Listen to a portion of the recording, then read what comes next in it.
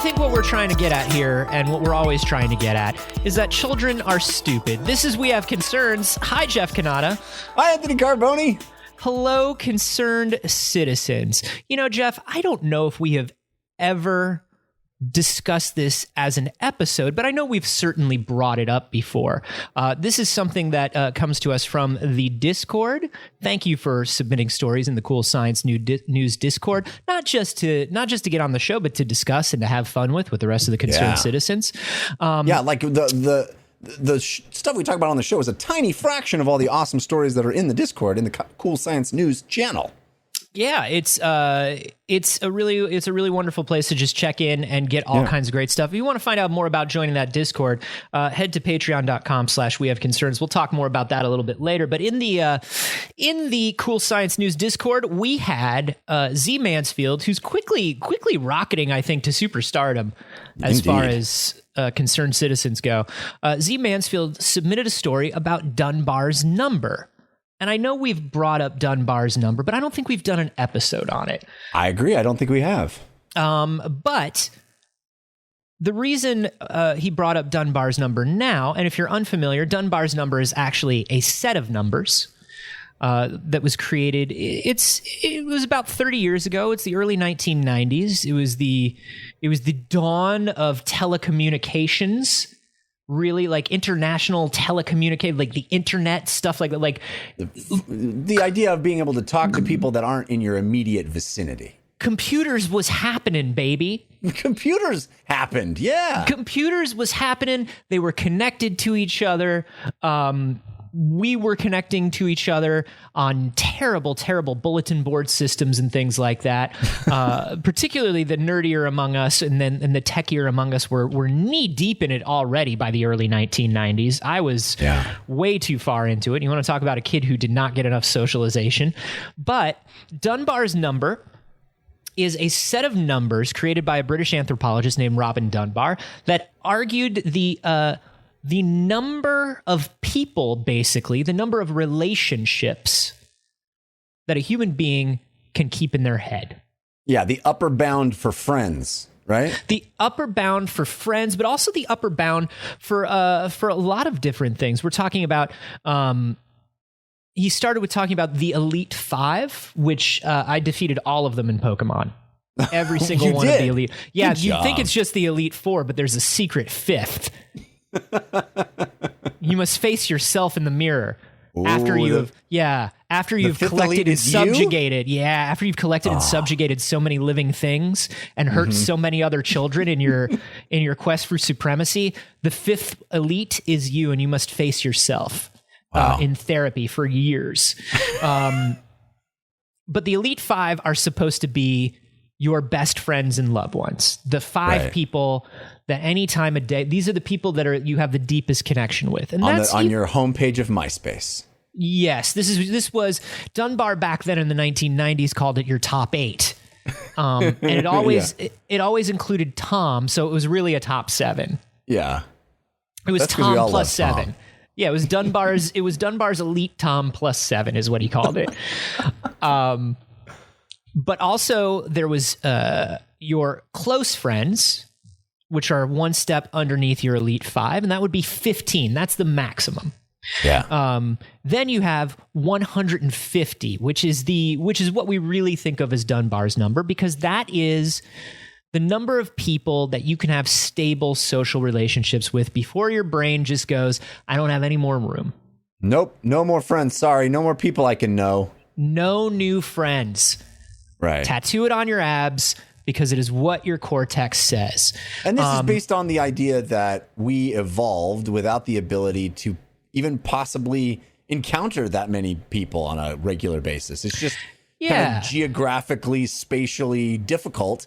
But then all of a sudden, technology said, oh, wait, no, you can be in constant contact with an infinite number of people if you so choose. Our brains just went, we're not ready for that. Yeah. Dunbar's posited that our brains went, no, we're not capable of that. Yeah, and the way Dunbar looked at that is not just looking at evolutionary data and theory, but also looking at groups of primates in the wild. Right. And looking at how many... And how they use Facebook. And how, and boy, do they ever. I think more primates use Facebook, in all honesty, than any other species. It feels like it. It feels like it. A lot of jackals, I think, too. Yeah, it's mostly jackals and hyenas and primates. And then DJs. Yeah. And improv comics. Anybody who needs you to see a show. But this was the idea, is that we simply do not have the physical wiring within our bodies, within our neocortex, to do more than this. Even if you try to have 50 friends or 150 stable social relationships, you can't keep them up. There's no way you can keep up with that.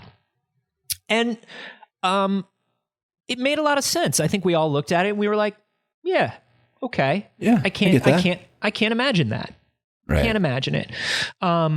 It makes sense to me that all of these numbers would work. The lowest, but here's the thing, the lowest of Dunbar's groupings was a number that was in the range of 1,500. And do you know what that was, Jeff? That was the number of people you can name. Oh, I can name 1,500 people? That's the most. I mean, some people can name a little bit more. Some people can name a little bit less.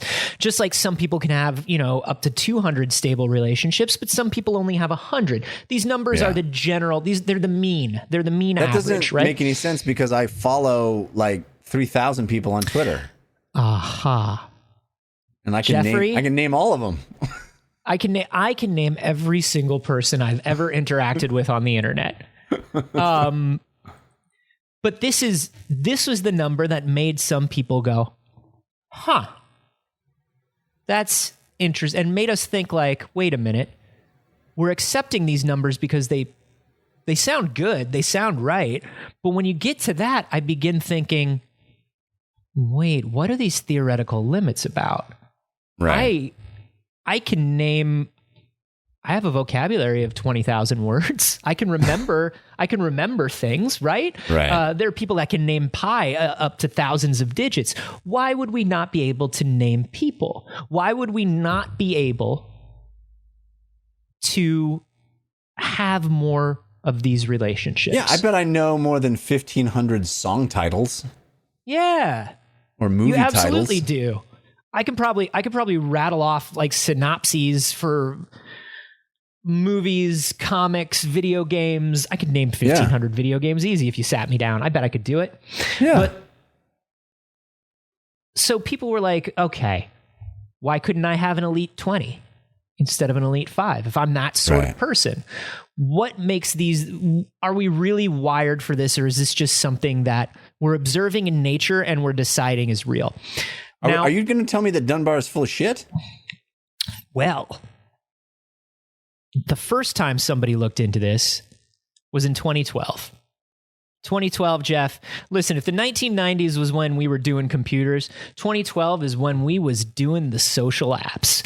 Oh my Lord, Jeff! 2012 was a smartphone in the hand and a social network in your heart. Yeah. I think in 2012 I was still posting my real-time location to the internet so my friends could find me at bars and restaurants. There was no downside in 2012. Baby, what's the downside? In 2012, it was all upside to just post away, accumulate more networks, more friends, get on that phone. We saw nothing wrong with it. Baby, let's get on these apps. I'm ready to welcome the world into my heart and my neocortex. I want to be the mayor of my local Chili's restaurant. And, Listen, I still haven't evolved beyond that. Based on Pokemon Go, like I'll take any gym, anytime, anywhere. I'll be the king. I'll be the king of that gym if I can. God, the shit I was the mayor of on Foursquare, Jeff. Kids, ask your parents. Foursquare was fucking garbage. It had a moment. It had like a year when everybody was all about Foursquare, and then we all just collectively went, "This is complete stupidity that we're participating in." People know where I am at all times. That's terrible. Here's how. I mean, this is how naive the internet was in 2012. It wasn't just like, me and Jeff posted on Foursquare, all of the women I knew were voluntarily posting their real-time location on the internet. Can you imagine a world in which that happened? From 2010 to 2012, or like maybe even 2009 to 2012, if I was at a bar, I checked in. If my friends were at bars, they checked in, and then we knew where everyone was, and we would all just meet up. It really felt like a utopia. It wasn't. Yeah, we all know that now. It turns out all of that was a massive mistake. It was, listen, the entire internet was a mistake. Do you remember when we thought the internet was going to be the greatest? I remember very much thinking the internet was the key to all of it. It was going to be the most perfect place. Like Jar Jar. Like George Lucas said, Jar Jar is the key to all of this. Oh, yes.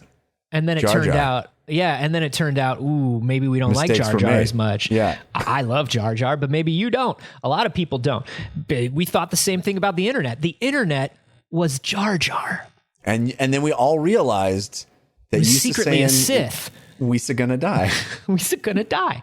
I mean, we say this as two jaded people that literally make our careers on the internet. So, oh yeah, thank God for the internet, but the internet is garbage. Yeah. But anyway, in 2011, a journalist over at Wired, Rich Lax, was like, hey, wait a minute. I have more than 2,000 Facebook friends. I have single-handedly destroyed Dunbar's theorem. And then by the way, were like, how do you think you refer to that guy's the former wife? Oh, Rhonda as her own person, because she's not just defined as being Rich's wife, and that's one of the reasons that they broke up. Oh yeah, that's true. She really needed to find her own identity. Yeah. So Rich Lax thought that he had destroyed Dunbar's theorem, but then somebody reminded him, Rich, you got to interact with those people. And he was like, who are you again? I don't recall you being a friend of mine. Unfriend, unfollow, unsubscribe. So if you don't actually interact with those people, they just fall into that ladder number, that 1,500 number. So by having 2,000 friends on Facebook, Rich was actually proving Dunbar's theorem. So he said, fuck you, Robin Dunbar. I'm going to write to every single one of these people. I'm going to have a personal relationship with every one of these 2,000 people. Okay. Was it possible? It was not possible. He wrote to all of them. Some of them responded, some of them didn't. A lot of them were like, who were you? He realized who are you? A lot of them he realized were like, you know, the way people used Facebook in the early part of this century, which was, that's that cute girl that's a friend of my friend, so I'm going to friend her and ask her to my party. Right. And then, you know, here he is 4 years later, and he's like, now I got to write a letter to this person. Hey, how are you? You know, and so it didn't work. Dunbar's theorem kicked his ass. He couldn't do it. Score one for Dunbar. But Jeff, I don't know if you know, it ain't 2012 anymore, baby. Are you saying we've evolved? Rhonda's remarried. Oh, yeah. The former Mrs. And she kept her name this time. What? That's right. Smart, Rhonda. You be you. That's right. And now a new study was published just last week in the journal Biology Letters. The researchers have taken a look. This is the Institute for Future Studies. Ooh, in I like Stockholm. That place. Yeah, of course it's in Stockholm. Dude, there are two things I love. I love anything that's called like Institute for Future Study or some sci-fi ass shit like that. Yeah. And then number two, just Sweden, just the Scandinavian countries just feel clean and futuristic to me. Yeah. They got time and energy and focus to worry about the big problems of the future. Oh, the modern the modern furniture, the postmodern furniture, the fact that all of them know how to run synthesizers and not just like they use like patch synthesizers. You know what I mean? It's like craft work as far as the eye can see over there. You know what I'm saying? There's actually a joke. There was like all this merch that you could buy when I went to Sweden that was like a series of cartoon like things, and it was like, oh, what do you do? And it was drawn like a children's book, and it was like a fireman and a policeman and a doctor, and it was like, what do you do? Oh, I'm a firefighter, and also I make music. And then it's like, oh, what do you do? Oh, I'm a doctor, and also I make music. Oh, because that's the way it is over there. They all have synthesizers. Of course they do. God, it's beautiful. Synthesizers and just clean energy. Anyway, over there at the Institute for the Future, they were in the middle of a jam session, and they decided to stop and run a study. And they said, yo, you can't state any one number like that. Patrick Lindenforce, a zoological ecologist, was like, nah, we're updating this data. This is 30 years old at this point, and it's based on a lot of gut feelings. Right.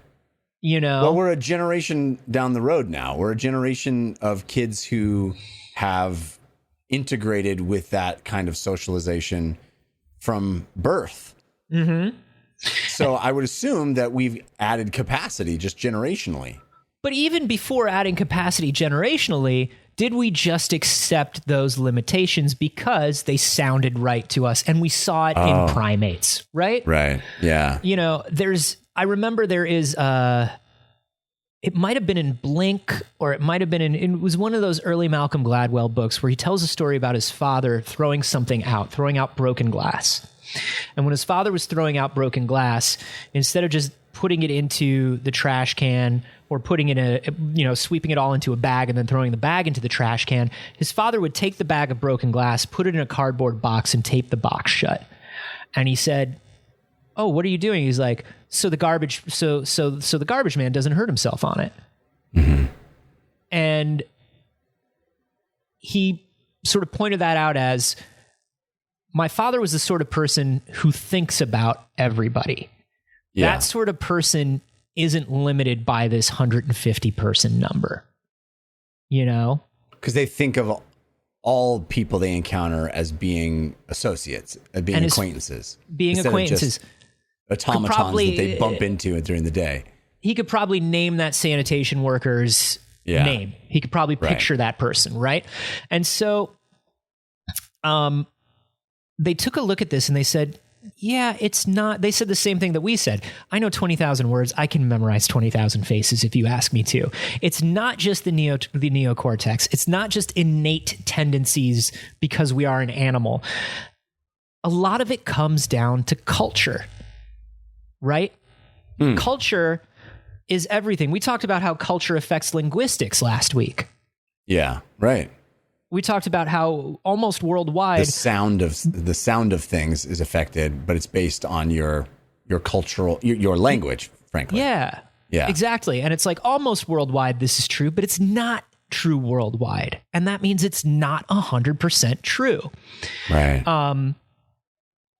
They have looked at this and they said, no, culture changes everything. It affects everything from the size of our social networks to whether we can play chess, to whether we like hiking, to whether we to what sports we follow. Everything is cultural. How many synthesizers we have on hand at any given time? Yeah. How many and do we do modular synths, or are we just basically software based synthesis? You know what I mean? Yeah. It's all cultural.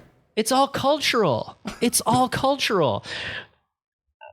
So when they looked at that, they decided to look at different cultures, and they found, this is pretty like UK centric, American centric. Yeah. The actual problem is like the confidence intervals, even in Dunbar's original study, put estimates between 2 and 520 people for that 150 person number. Wow. That's a huge delta. That's a huge delta. And of course, this was only in like 10%, right? Or 5 to 10%.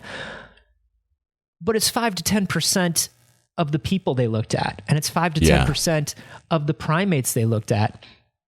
And so when the Institute for Future Studies looked at all of it, they were like, no, if we took in more data and we looked at more and different cultures, we would find this to be incredibly different. You know, you look at some indigenous and Inuk cultures, and their entire village is in that elite number. Everybody they interact with within a given period of time is within the elite number. Not just the 150, but what we would consider in the UK or in the United States to be our elite 5, they can have an elite 50. Wow. Because that's the way their culture works. Yeah, they're just structured differently socially. They are structured differently socially. And so that means Malcolm Gladwell's dad, who knows and remembers everybody, that's just something he decided on, or a behavior that he cultivated in himself early on. Right. So this 150 number, this 5 number, this 15 number, there's no way that this is set in stone. There's no way that it's wired into our brains. I have to admit, though, just anecdotally, I certainly fit into the more limited, narrow spectrum of this capacity, because I certainly am in that case where I have a small group of people that I feel like I can even respond to. You know, like I'll get a text from somebody that I like that says, hey, we should grab lunch. And I go, I want to do that, but it feels like too much. But if I got that text from a different person, it's not because I like that person more. It's just because I feel like they are sort of within the established parameters of what I'm already doing. Like I already get lunch with that person. That person is in the narrow group of people with whom I get lunch. It doesn't feel like a strain or a stress on my week to do it with that person. But then this other extraneous person that I see much less frequently, I want to have lunch with them. I want to catch up with them, but it just feels like a strain in some way. Well, you think about the creature of habit thing that we talk about quite a lot, and you think about even everything down to like the physical way the brain works, myelination, the fact that your brain oils up and greases down connections that you use more often so you can use them faster and easier, and then we'll default to those connections. This is somebody I get lunch with, so it feels easy to get lunch with this person. This is somebody I don't normally get lunch with. They may live within the same distance. They may be willing to go to the same restaurant that you go to lunch with this other person with. It's not any harder. It's just not what we normally do. Right. So I can, definitely everything we know about our biology sort of supports what you're saying. There might be a median or a mean number that is easier for people to reach. But I also think you and I may be on the low end of that, even within Dunbar's number. I certainly feel like I am. And I think that comes from the fact that I just sort of always was a kid that didn't have a lot of friends and relied on my own imagination and hung out with myself a lot and just was kind of an introvert as a kid. Yeah, it's hard for me too, for the same reasons. And so for me, it's kind of like, it's like we were talking about a couple weeks ago, people who are extroverted. They ran that study that said people who are extroverted had a really rough time during COVID quarantines. Right. Whereas people who were introverted their whole lives were basically psychologically unaffected. We're like, this is fine. This is normal. Yeah. We're sort of that, like, I definitely got through a lot of my backlog of like games and movies and stuff last year. Was I depressed and scared and fucking, like everybody else was? Yes. But I think less than maybe a lot of people in a lot of ways. Or maybe for different reasons, right? Or for different reasons. We had this, I think, certainly I had this existential dread. It didn't have as much to do with, I can't go out of the house and see my friends. Going out of the house and see my friends, I can take or leave at any given time. Yeah. Frankly. That's fine. We talked about that before this happened. I was actually in the midst of a really tough experiment for myself, where I was trying to be more social. You remember? It was 2020 was my year of say yes to anything you're invited to. Yeah. And that's what I would do. I would say yes to anything I was invited to. And up until March, you were doing so well. I really was, though. When you think about, like, within that 90 days, like, it's silly, but also within that 90 days, you know, I went out and did more things with more people than I had in the previous probably 3 years. So, I mean, that also says to me, and I was, you know, I was like, oh, I'm making more friends and I'm doing more stuff. And that even shows me that this number is a cultural construct as much as anything else. Our lives may be built in such a way in modern society that you have an elite 5, a close 15, a casual 150, because that may be the way that things are. If you think about it, particularly if you think about American culture or Western European culture, you work a lot, you know, and so your elite 5 are probably the people that you see consistently in your free time. Your 15 are probably those people plus like other friends and work friends. And then you think about like the 150, that's probably the size of the office you work in. Right. Yeah. You know what I mean? Yeah. Like give or take. Totally. Plus the guy, the guy who works at the place where you get lunch, plus your dry cleaner, plus, you know what I mean? Like, it sounds like Dunbar's number was really more a critique of the way we've built culture. Yeah. Yeah. It makes sense. And I think there's probably a lot of variance with personality type, as we've kind of been discussing. It feels like there isn't one constant for everyone, but it feels like your culture, not just your sort of geographic and national culture, but I think your sort of personal culture with regard to how you interact, how you were raised, the kind of person that you have become probably plays a large part in that too. Yeah, 100%. 100%. I find this incredibly fascinating. Yeah, I think absolutely. I just love so much of this is everything, like so much of the stuff that we talk about in social sciences and what are called sort of the soft sciences. It gets updated so regularly because culture changes, our biases change, the things we want change. And it's just interesting to watch our sort of knowledge evolve. This was something that was considered to be a physical hard stop. And now we're looking at it and we're like, is it a physical hard stop or is it a governor that we put on our own engine?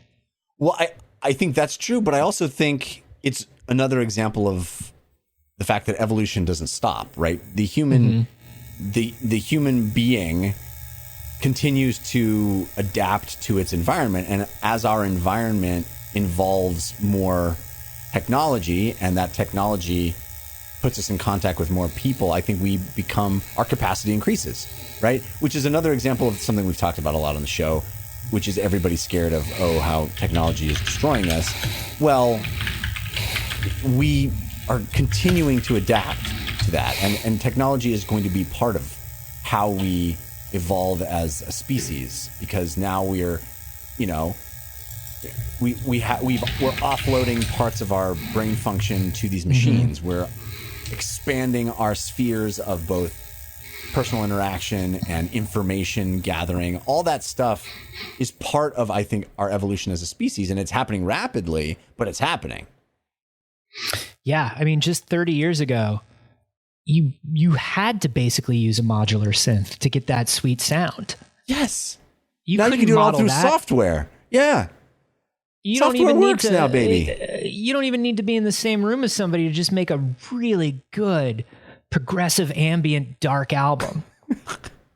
People are doing it on TikTok, baby. People are doing it on the TikTok, baby. I'm friends with everybody I know on TikTok, baby. Do you know, this is the dumbest thing, but you know what popped into my head that made me think about this? There was an Astro Boy game for the GBA. I fucking love Astro Boy. You know I love Astro Boy. Yeah. And this game was made by Treasure, which was one of my favorite game development houses of all time. You know I love Treasure. Yeah. But Astro Boy, the Omega Factor, was all about the more people Astro Boy met in this game, like you could go down like side paths and different levels and stuff, the more people Astro Boy met and connected with, the more powerful and more human he became. And I was just cool. like, it's not just a cool like video game thing. It's not just an extremely on the nose metaphor.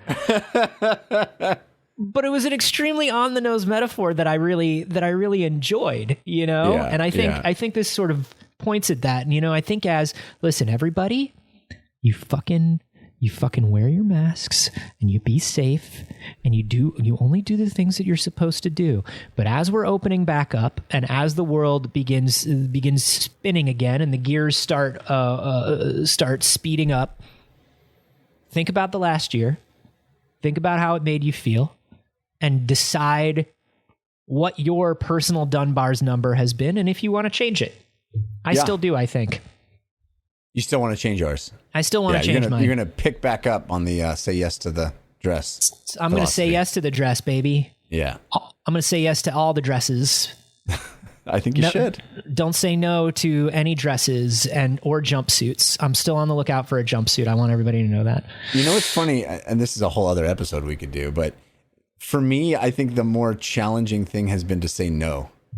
And we've talked about that before. But you just said you blow people off when they ask you to lunch. It's not hard for you to say no. Yeah, but I have a harder time, I think, saying no to people. I have more guilt and FOMO and anxiety about saying no than I do about saying yes. I will say yes and do a thing even if I don't have the time or bandwidth to process it. And gotcha.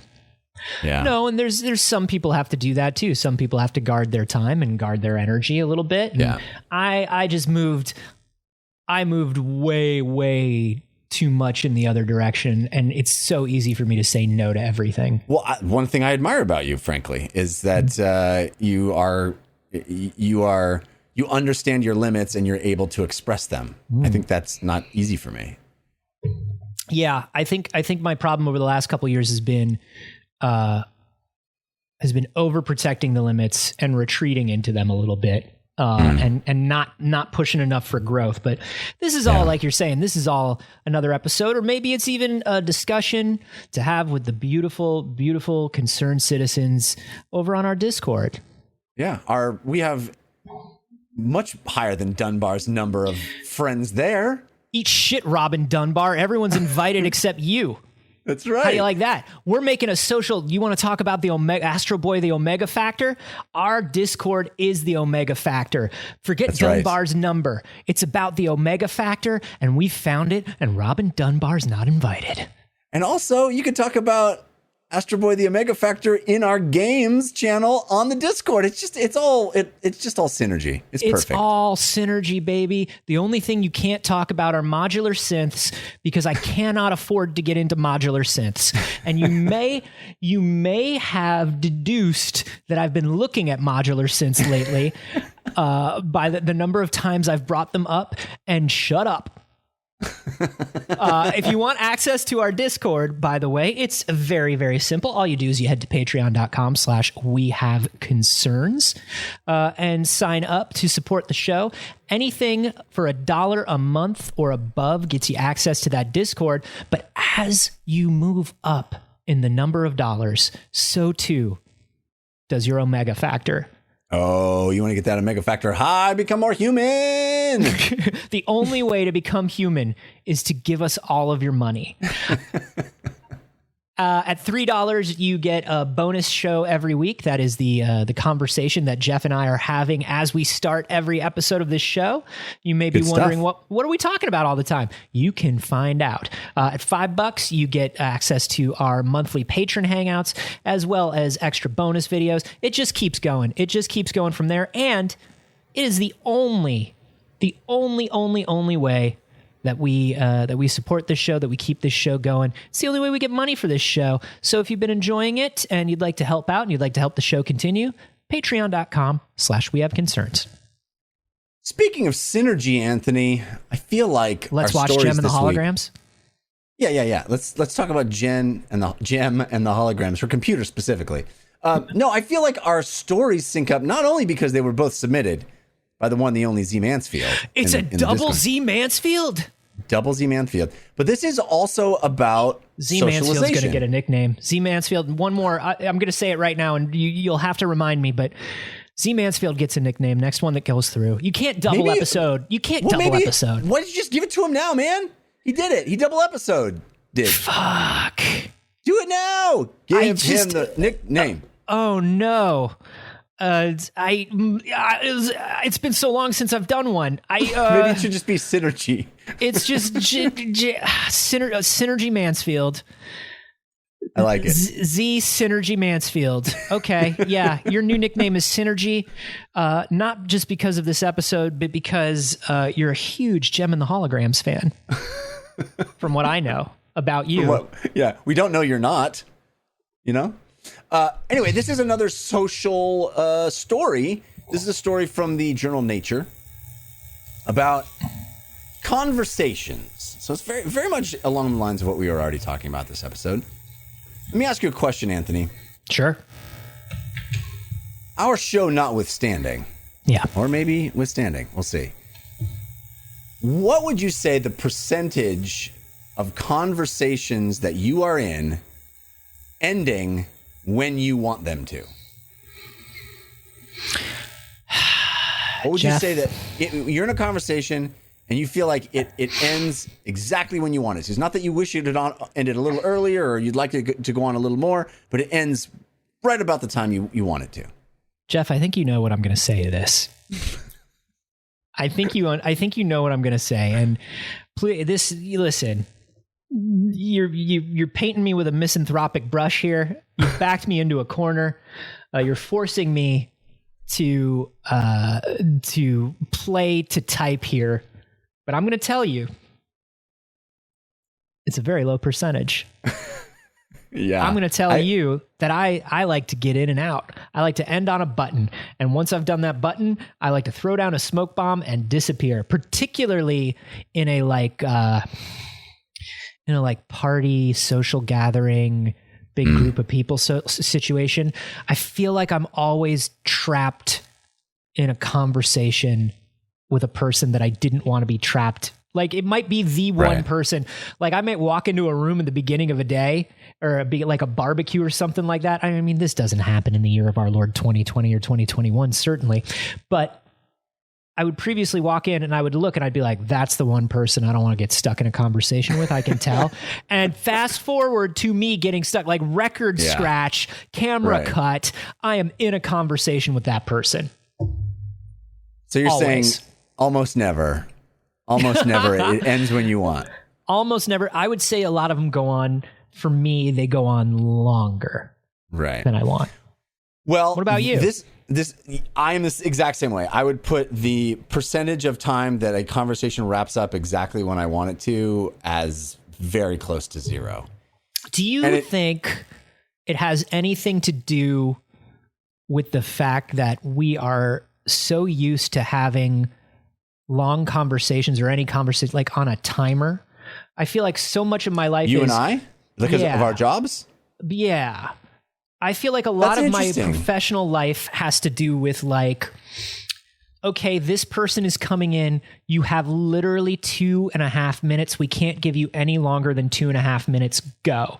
Or you are about to interview this person for this segment. They're kind of a talker. Keep them to 7 minutes. I feel like that's sort of like I have a pretty good timer in my head at all times. For a conversation. And I feel like that may be part of it, but it also may be that I found my way into this job because that timer was always there. I don't know. Well, you'll be interested to learn that according to this study published in the journal Nature, and it's actually a series of studies, but the overarching... Did the series end when they wanted it to?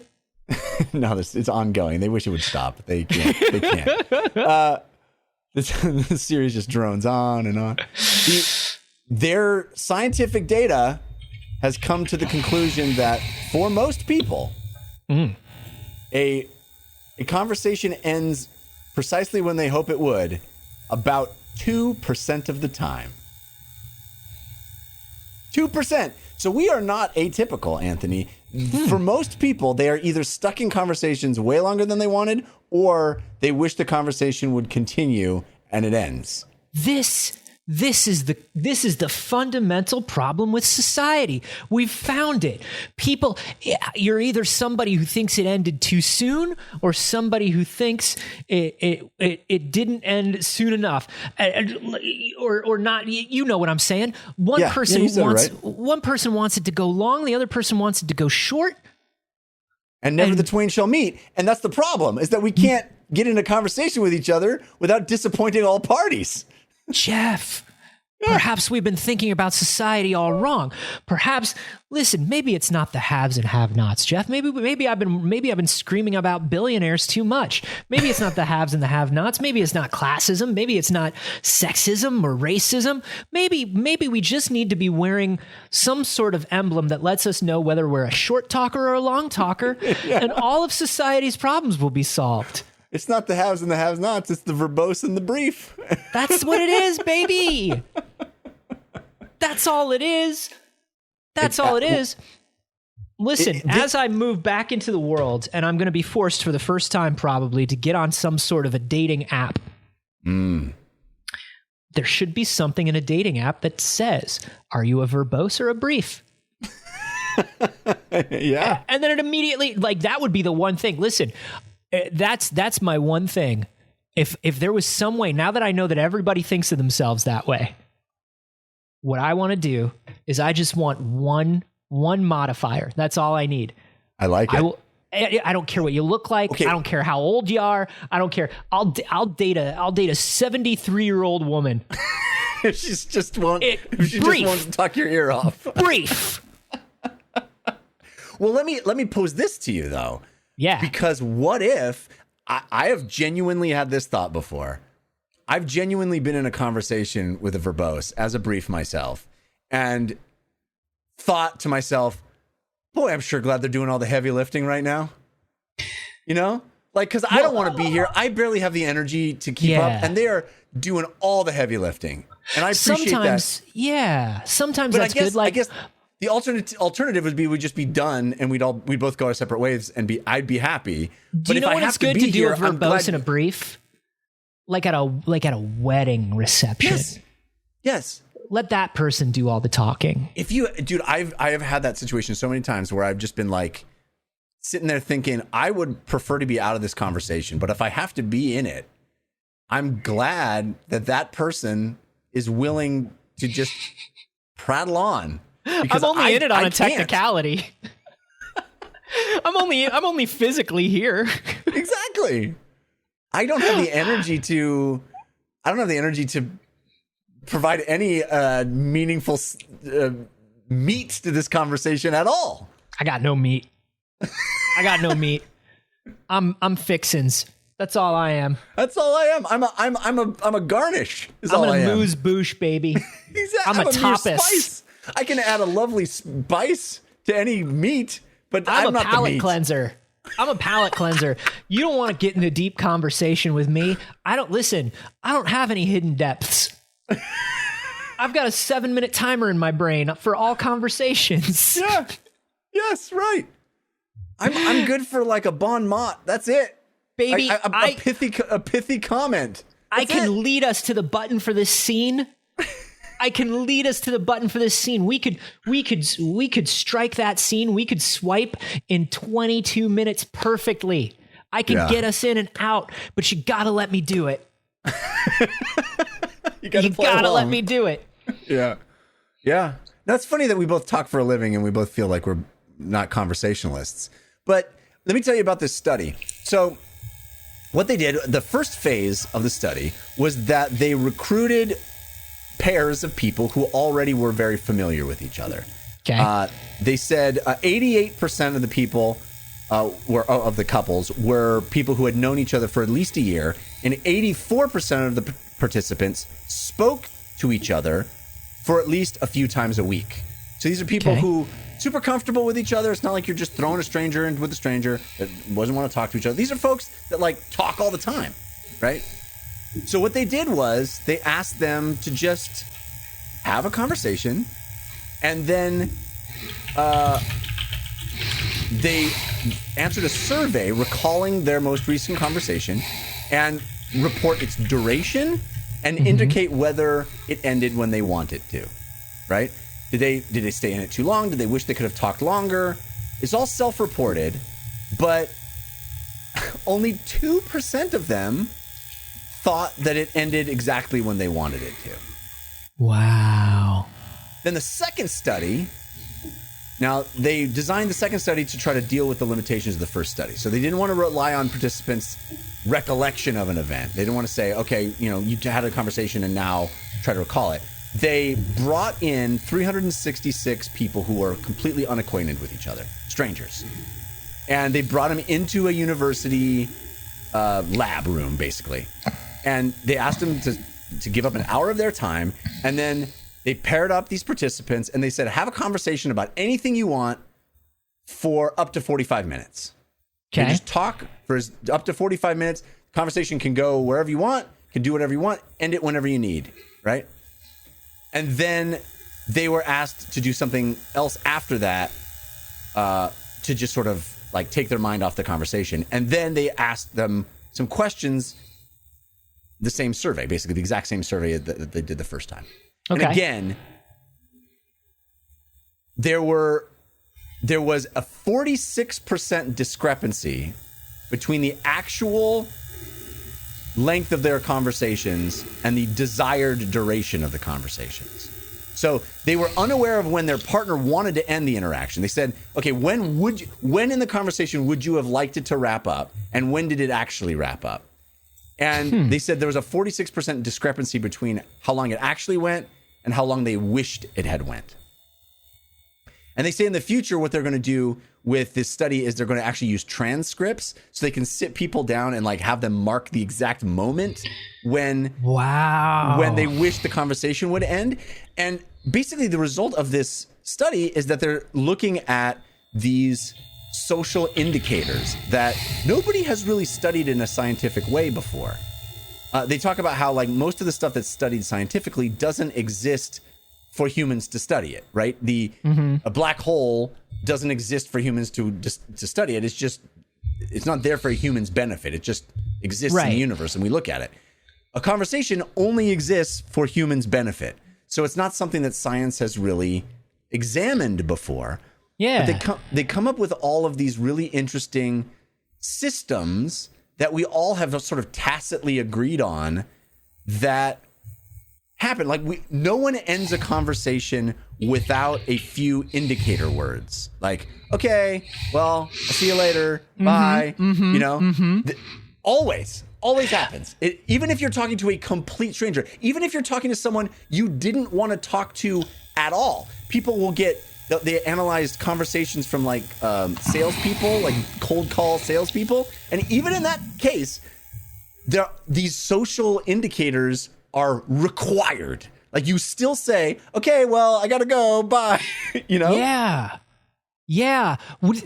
Can I tell you one of the most mortifying things to me is because number one, I am one of those people I'm a brief. I like to get in and out. Yeah. But I also,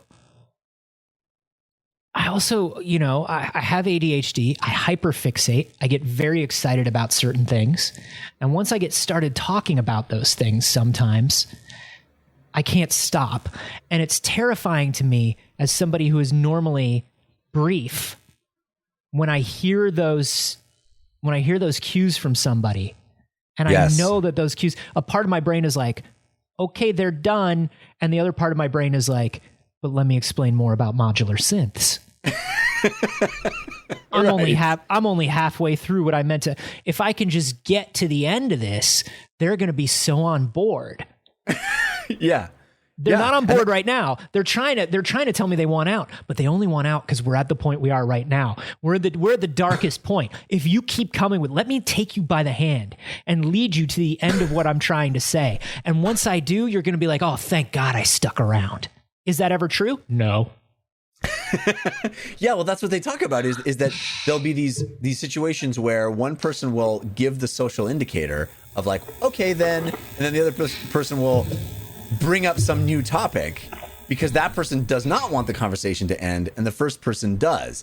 They call those closing rituals. And they said they're systematically coordinated. And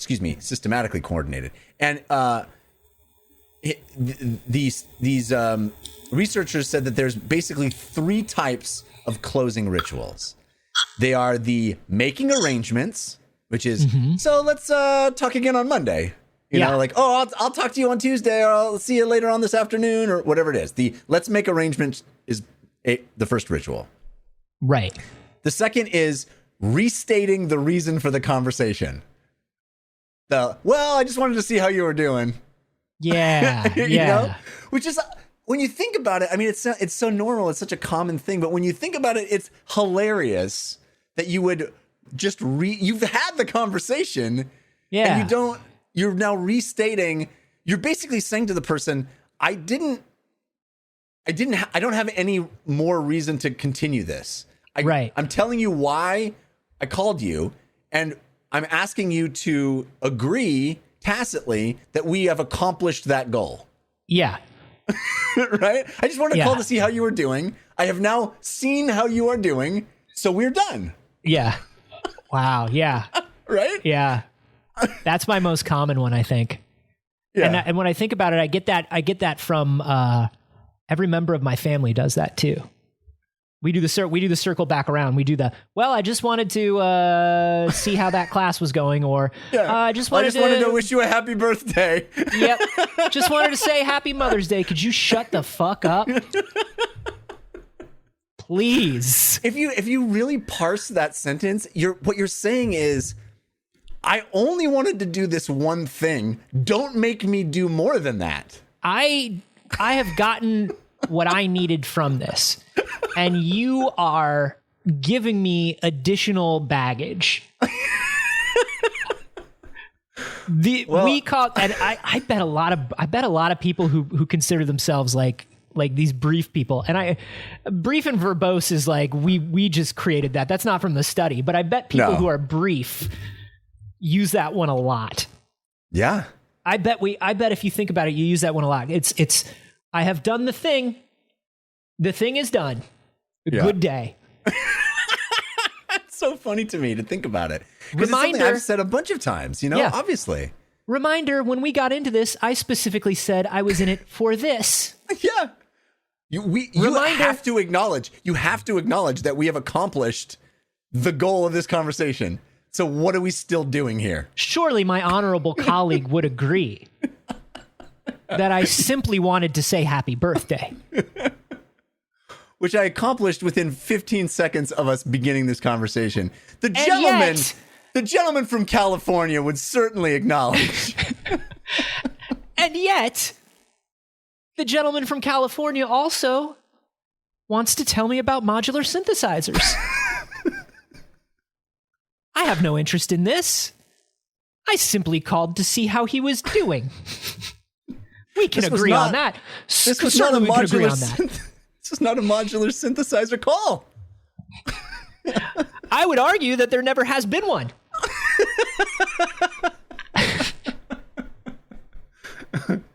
All right. So the third closing ritual, is what they call a terminal exchange. These terminal exchange code words. This is when one person chokes the other one out. It's when you literally murder someone. It's done. Out of a conversation.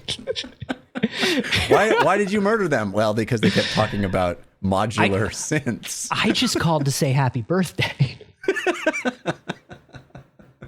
I had to order the hit in order to get out of the conversation. No, these terminal exchange code words are things like, okay, then. Yeah. Well, all right. Yeah, it's a code to let you know I'm done here. Okay, sounds good. Yeah. Okay. I do sounds good a lot. Yeah. It is just asking for acknowledgement that we're done here. You're saying okay, and the other person has to respond. Okay. I wish. And then you say listen, bye. we need to get to a place where we are doing like military / truck driver on CB rules. Yeah.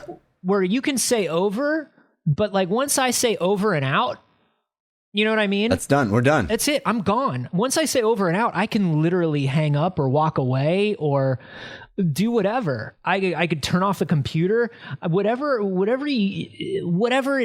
terminates the thing immediately. Once I say over and out, I'm gone. There's no way to talk to me anymore. I've said over and out. Yeah. What if I started doing that in conversations? Over and out. I think that's good. Like at a bar. I think it's really good. I like that. I'm trapped in a corner at a bar with somebody, right? This person that my Terminator vision showed me them in the beginning. I said, I don't want to be trapped with this person. Then I get trapped with them and they're telling me about whatever, something that probably is stupid, something that isn't about modular synths. And I'm like, okay, over and out. And then I just give them one of the shoulder pats and I just walk away. Yeah. Is that cool? Like that. Can I start doing that? I think that's good. I think that's great because one of the things they talk about at the end of this article is that no one says, I want this conversation to end or I'm done with this conversation. That is considered rude, even though it is literally the truth of what you're trying to communicate with the terminal exchange phrase. Well, it's funny. David Foster Wallace had this thing that he said. I forget in what story he said. He's like, you're not allowed to walk into a party and say, hello, my name is David and I hope you all like me. Right. You're not allowed to say that. Like, you're not allowed to start a conversation with somebody and be like, I hope at the end of this conversation you like me. Yeah. You can't say that. And you can't say, I want this to be over. But like, I have had people say this to me. I have heard people say this. I have said this. But when you are like at something like a wedding or a bar or something, it's like, you can't say, all right, well, I'm just going to go around the room and say hey to people. Or like, I'm going to take a lap around and just say yo to everybody. I'll catch up with you later. And that's a totally fine way to do it, I think, at a party. I'm not bummed when somebody says it to me. I don't think people are bummed when I say it to them. It's just like, all right, man, good talking to you. I'm gonna check in with everybody because it's a whole party. You know? Right. It's a whole party, you know? Yeah. Yeah. I mean, I think the part of the study they don't mention in this article or in this study that I would be fascinated by is what percentage of people are both participants feel like the conversation went too long. Because I feel like that must happen a lot where we both want to get out of it and we both feel trapped.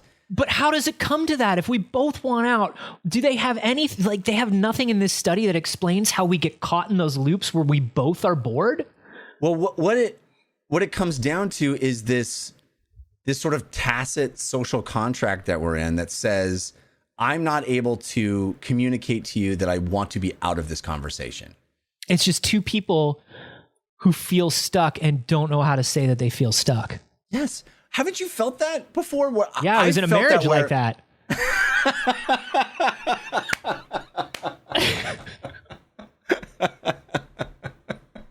Yeah. I think that might be the definition of marriage. We're fine now, but for a while we were in a marriage like that. Yeah, but that feeling when you, I've had that feeling where I'm like, I want to be done with this conversation, and I think the other person does too, but neither of us wants to offend the other person. Or you'll have that thing where you're like, you're at the party and you go, oh, I guess I'll go freshen my drink, and they'll be like, oh yeah, I need to do that too. Like they were just as excited to be done with the conversation as you were, but they didn't know how to do it. Yeah, so here's the thing. And I hate to paint myself into this corner again. That shit does not happen to me. Yeah. If I'm not one of those, if I'm in a conversation that goes for too long and the other person is like, I'm going to go get a drink, even if my drink is empty and it's visibly empty, I go, all right, good talking to you. And I will literally stagger it so they go get their drink before I get mine. Because they obviously want it out, or I want it out. Yeah. Yeah. I don't think I've ever been in a thing where both parties are too polite to say they want out, because I'm not too polite to say I want out. Right. Maybe it happened to me when I was younger, but nah, man. I will find a way to extricate myself from that situation. And if you give me a signal, unless I'm talking about modular synths, which happens every once in a while, particularly on a day when I forgot to take my Adderall. Yeah. I mean, that's when it happens. If I haven't taken my Adderall, I may be talking to you for too long and I may not know it. But even then, I don't feel bored too. Do you know what I mean? I'm not. Right. I'm never in the situation where it's a mutual boredom and wanting to get free. Yeah. Right. And also because I'm just so fucking fascinating, Jeff.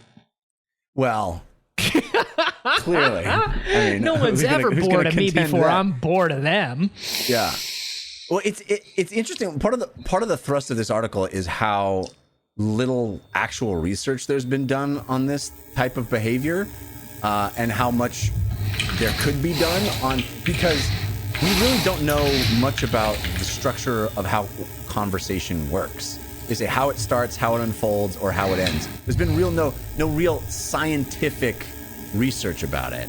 And I think that's really interesting because it's something that every single person experiences, but we haven't really broken it down with the scientific method.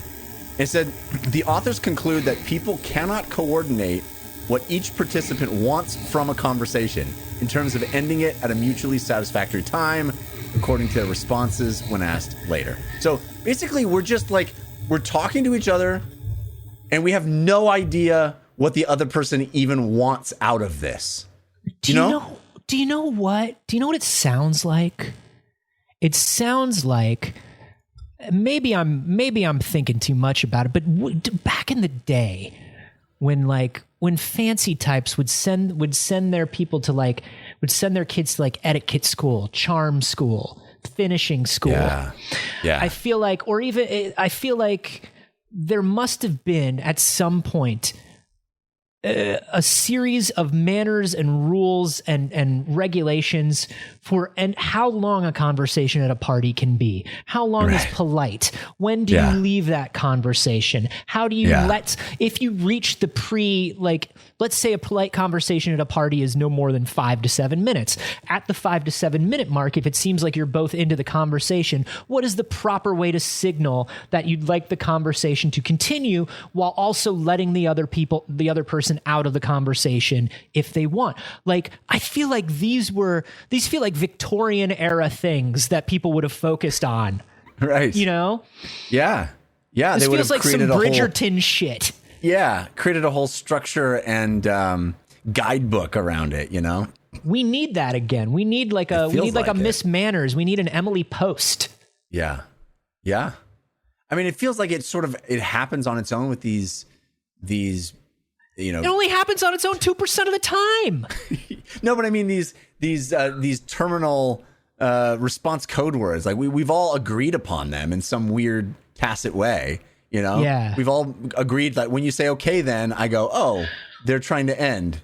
But there needs to be reinforcement of those. Then there needs to be some sort of finishing school, walking with a book on your head, and when somebody says, "Okay, I just called to say happy birthday," you let them go, no questions asked, no hard feelings. Yeah. Yeah. I don't think we reinforce these things enough. No, I agree. And I've always been envious of my wife who can call her mom and have a conversation for 14 seconds. Love that shit. If I call my parents, I'm on the phone for a half an hour minimum, you know? Which makes me want to call them less frequently, which makes the conversations need to be longer. It's just this self-fulfilling loop. I love talking to my parents. I'm not trying to avoid it, but it's like, oh, I got to carve out a whole hour of my life to have a conversation here. It's difficult. Where my wife can just check in with her mom, pop in, go, oh, mom, I had a question for you, blah, blah, blah, and then off the phone. And I don't have that skill. You know? Love that. Yeah. Yeah. I wish that was something. Yeah. I guess my sister and I are definitely like that when we talk.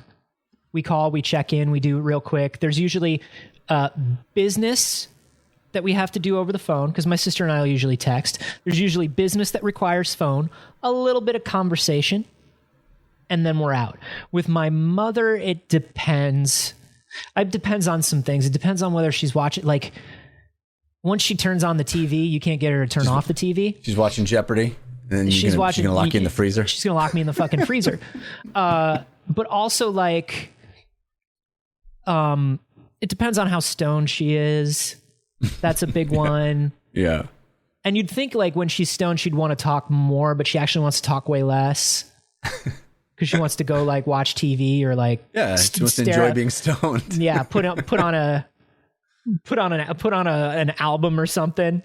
But yeah, probably about half an hour too for me and my mom. Yeah, I'd say that. Yeah. Maybe 20. Yeah. If I can get it to weekly, sometimes I can get it down to 15 a week. But the difference between 15 a week or 30 twice a month is nothing. That's the same amount of time. This is fascinating. I love that there are rules built in.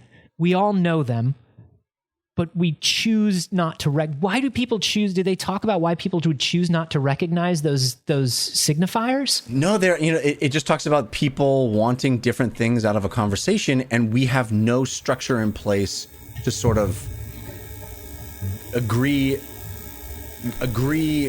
on what we want out of the conversation. We start a conversation without having any mutual agreement on what is the ending condition, right? You need to set an agenda. You need to set a meeting agenda for every conversation. I have 2 minutes for this conversation. Mm-hmm. By the end of it, I'm hoping you feel like your birthday wishes have been received. Yeah. Send a calendar invite. Exactly. For the 15-minute happy birthday call. Because that's another thing that I recognize in my own life is that I find there are some people that I'm always the one that has to wrap it up. And I feel bad because they are never the one who are like, okay, well, I got to go. I'm always that one in that exchange. Do you think this is a mismatch of Dunbar categories? Maybe. Do you think, are you in their 15? Are you in their 15 and they're in your 150? Dude. Way to synergize the whole episode. But yeah, I think that I'm like Zmansfield over here. Woo! Look at you. That may be some of it. That the level of relationship is mismatched. Mm-hmm. Perhaps. Yeah. Think about that. Whoa. Whoa. Now we're on to something. I love this stuff. I love parsing things that most people don't. I love looking at something scientifically that is just, sort of accepted a priori. We don't really question it because we do it every day. We do it so commonly. And then when somebody stops and goes, well, let's actually break that down and figure it out. And you go, yeah, it's kind of ridiculous. Well, because this is the everyday stuff. Yeah. This is the everyday stuff that, like, if we looked more at it, could potentially make our lives a lot better. In a social sense, in a relationship sense, these studies tend to become like real frivolous kind of BuzzFeedy articles and things like that. But there's something very interesting to this. Like, why don't we look more at how we structure conversation or how we talk to people? Why don't we think more about that? Yeah, if only 2% of the people think that it worked out right, that's broken, dude. That's broken. Oh my God. Millennials have ruined conversation. That's the headline. Do you, there is one of my favorite movies of all time is LA Story. Me too. I watch LA Story.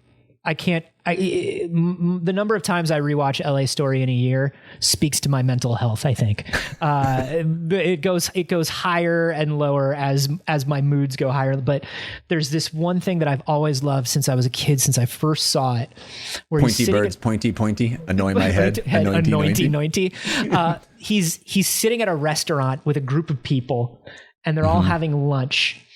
And one of the characters goes, "Oh yeah, she's been taking a course on the art of conversation." And Steve Martin turns to her and goes, "Oh really? A course on the art? You've taken a course on the art of conversation?" And she goes, "Yes." So good. It's so good. And that's it. It's so good. Such a beautiful Steve Martin joke, So but I perfect. feel like this is it. That joke is what we're talking about right now. We don't think enough about this stuff, and this is the interaction stuff that is the fuel and the engine of our entire day. Yes. Our entire day.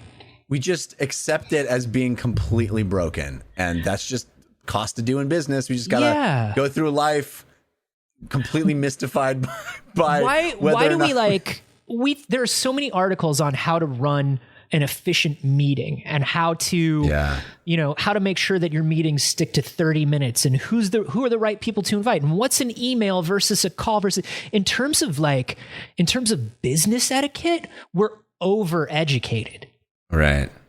For this, but for personal stuff, it's like, why don't we pay as much, like even 10% of the attention? This is like the way I feel that Dunbar's numbers are organized based on sort of this sort of post-industrial corporate work culture life. I feel like this is emblematic of that too. If you know how to properly run a meeting without wasting people's time, how can you not have a conversation at a party? Yeah. But I don't think anybody knows how. I mean, 2%. That's nobody knows what they're doing when it comes to conversations. It's ridiculous. It's ridiculous. All right, well, I'm done with this podcast now. Over and out. See? Efficient. That works. Efficient. It's done. It's over. Just like that. Yeah. Thank you to superstar Synergy Mansfield. Synergy. Well, way to go. Thanks for always bringing the top tier submissions. If you want to get your own nickname, you could submit stories for the show over on our Discord. That's you can find out how to become part of the Discord. It only takes $1 a month at patreon.com/wehaveconcerns. You could also email us at wehaveconcernshow@gmail.com for free without supporting the show. That's no problem. We appreciate that. Yeah. Twitter is a terrible way. No. We haven't mentioned that in a while. I've gotten some stories on Twitter lately. Not me. Not a good way. Not a good way. People know better than to tweet at me. But yeah, we flog the Patreon, we flog the Discord a lot. We do want to remind you the reason we make a show is just so people enjoy it and listen to the show. If you're listening to the show and enjoying it, you are doing everything we ever could have dreamed, and we are so happy to have you. Thank you for being a part of the community. If you do want to support the show a little bit, and we know money is weird and hard and strange and abstract and not even real, like birds. You can, tweet out a link to your favorite episode. Tell a friend about the show. I've seen some people recommending I do see people recommending the podcast on Twitter, and I do appreciate that. That's very kind of you. Very, very much appreciated and very useful also. Yeah. Thank you.